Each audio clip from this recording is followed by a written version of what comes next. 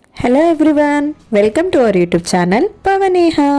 మేడారంలో దర్శనం అయిపోయాక అక్కడ తిన్నాక మేమైతే లక్నవరంకి స్టార్ట్ అయిపోయాం. మీరు కనుక మేడారం వ్లాగ్ చూడకపోతే ఇప్పుడే నా ఛానల్కి వెళ్ళి మేడారం వ్లాగ్ చూసేయండి. సమ్మక్క సారలమ్మ కథ అందులో పూర్తిగా వివరించాను. ఇప్పుడైతే ఈ లక్నవరం హిస్టరీ చెప్తాను వినండి. ఇదైతే 1213 ఏడీలో కాకతీయ రాజు అయిన గణపతి దేవ నిర్మించారన్నమాట. 1213 ఏడీ అంటే 13th సెంచరీ. దేనికోసం ఈ చెరువు నిర్మించారంటే చుట్టుపక్కల పొలాల కోసం, అక్కడ క్రాప్ ఇరిగేషన్ కోసం ఈ చెరువు అనేది నిర్మించారు. అండ్ ఈ చెరువు అనేది 10,000 acres లో ఉంటదన్నమాట. ఈ లక్నవరం చెరువులో 13 ఐలాండ్స్ ఉంటాయట. ఇక మీరే ఎక్స్పెక్ట్ చేయండి లక్నవరం అనేది ఎంత పెద్ద చెరువో. ఆ చెరువే ఇప్పుడు ఒక టూరిస్ట్ ప్లేస్ అయిందన్నమాట. అండ్ ఈ లేక్ దగ్గర 160 మీటర్ హ్యాంగింగ్ బ్రిడ్జ్ ఉంటది. అదే లక్నవరం లేక్ యొక్క స్పెషాలిటీ. మేడారం జాతరకి ఇప్పుడు ఖచ్చితంగా అందరూ వెళ్తారు.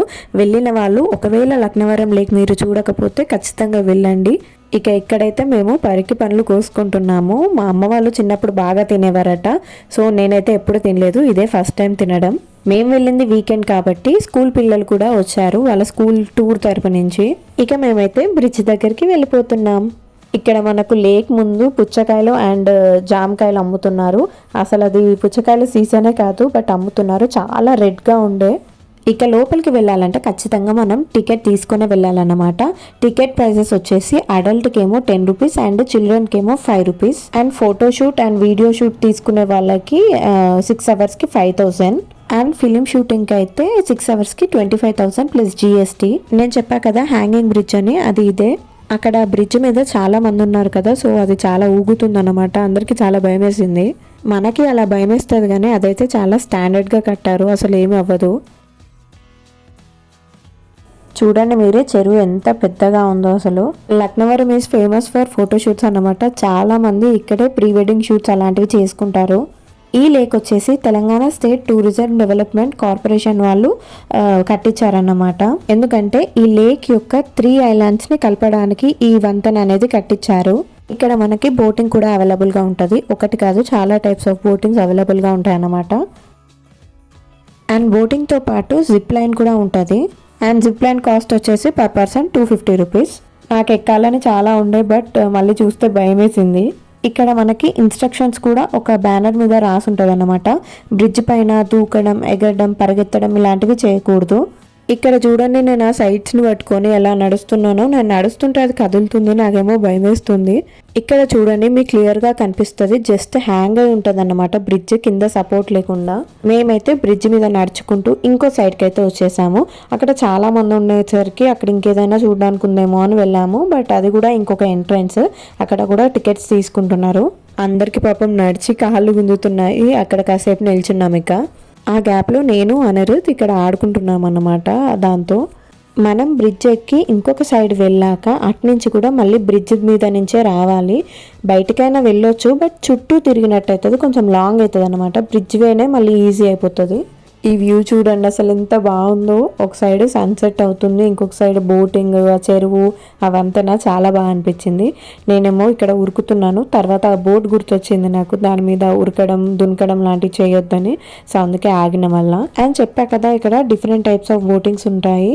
ఇదేమో కయాకింగ్ బోటింగ్ అండ్ ఇది వచ్చేసి పెడల్ బోటింగ్. అండ్ అక్కడే మనకి చిన్న స్టాల్ లాంటిది కూడా ఒకటి ఉంటుంది అన్నమాట. Like cool drinks, ice cream, Maggi ఇట్లాంటివన్నీ ఉంటాయి. కాస్ట్ కూడా అంత ఏమీ ఉండదు, రీజనబుల్గానే ఉంటుంది. ఇక్కడ ఇది వచ్చేసి చిన్న ఫోటో సెక్షన్ లాంటిది అనమాట. అంటే మనం మనీ కట్టేసి ఇక్కడ ఈ వీడియో తీసుకోవచ్చు సెల్ఫీ స్టిక్ తోటి. వాళ్ళే మనకి కావాల్సిన ఐటమ్స్ ఇస్తారు. జస్ట్ టికెట్ ప్రైస్ వచ్చేసి 50 రూపీస్ అన్నమాట. కావాల్సినవి అంటే ఇలా వాయిలెన్, చిన్నపిల్లలకి బైక్స్ ఇలాంటివి ఇస్తారన్నమాట. ఫోన్ మాత్రం మనదే, మనం దాంట్లో పెట్టాలి. అది చుట్టూ తిరుగుతుంది, వీడియో తీస్తుంది మనల్ని. అండ్ ఇక్కడ స్టేయింగ్ ఉండాలి అనుకున్న వాళ్ళకి రూమ్స్ కూడా ఉంటాయి, నాన్ ఏసీ రూమ్స్. అండ్ దాని పక్కనే మనకి హరిత రిసార్ట్స్ అని కూడా ఉంటాయి. మంచిగా ఫ్రెండ్స్తోని, ఫ్యామిలీస్తోని చిల్ అవ్వడానికి ఇలా రిసార్ట్ టైప్ ఉంటుంది. అండ్ ఇక్కడ రిసార్ట్కి ఎదురుగా మనకి బోటింగ్ పాయింట్ అనేది ఉంటుంది. చిన్న చిన్న బోట్స్ అయితే నేను అక్కడ జిప్ లైన్ చెప్పా కదా అక్కడే ఉంటాయి. అండ్ ఇది వచ్చేసి పెద్ద బోట్ అన్నమాట, ఒకసారి చాలా మంది ఎక్కొచ్చు. స్పీడ్ బోట్ కాస్ట్ వచ్చేసి 4 పర్సన్కి 400 rupees. And pontoon boat cost వచ్చేసి అడల్ట్కి 50 రూపీస్ అండ్ చిల్డ్రన్కి 30 రూపీస్. దీన్నే ప్యాంటోన్ బోట్ అని అంటారు. ఇక్కడైతే చాలా లైన్ ఉంది ఎక్కడానికి. ఇక్కడ మనకు ఒక బోట్ కూడా ఉంటుంది అన్నమాట. నీటిలో దిగడం, ఈత కొట్టడం అలాంటివి చేయొద్దు, స్ట్రిక్ట్లీ ప్రొహిబిటెడ్ అనమాట. ఎందుకంటే ఈ వాటర్లో క్రొకడైల్స్ అయితే ఉంటాయి. సో మేమైతే ఇక లక్నవరం నుంచి ఇంటికి స్టార్ట్ అయిపోయామన్నమాట. అండ్ ఇంకొక ఇంపార్టెంట్ విషయం, లక్నవరంకి అయితే సెపరేట్ బస్సెస్ లాంటివి అయితే ఉండవు. అక్కడ నుంచి వెహికల్ మాట్లాడుకుని రావాల్సిందే. మేమైతే ఈసారి మేడారం అండ్ లక్నవరం చాలా ఎంజాయ్ చేసాం. అండ్ నెక్స్ట్ ఇంకా మంచి మంచి వీడియోస్ మీ ముందుకైతే రాబోతున్నాయి. సో ఎవరైనా సబ్స్క్రైబ్ చేసుకోకపోతే ఇప్పుడే సబ్స్క్రైబ్ చేసుకొని పక్కన ఉన్న గంట సింబల్ని అయితే నొక్కండి. సో మేము చేసే ప్రతి వీడియో మీకు నోటిఫికేషన్ వస్తుందన్నమాట. ఇక మేము వెళ్ళే దారిలో ములుగులో ఆగి మంచిగా పానీపూరి అయితే తినేసాము.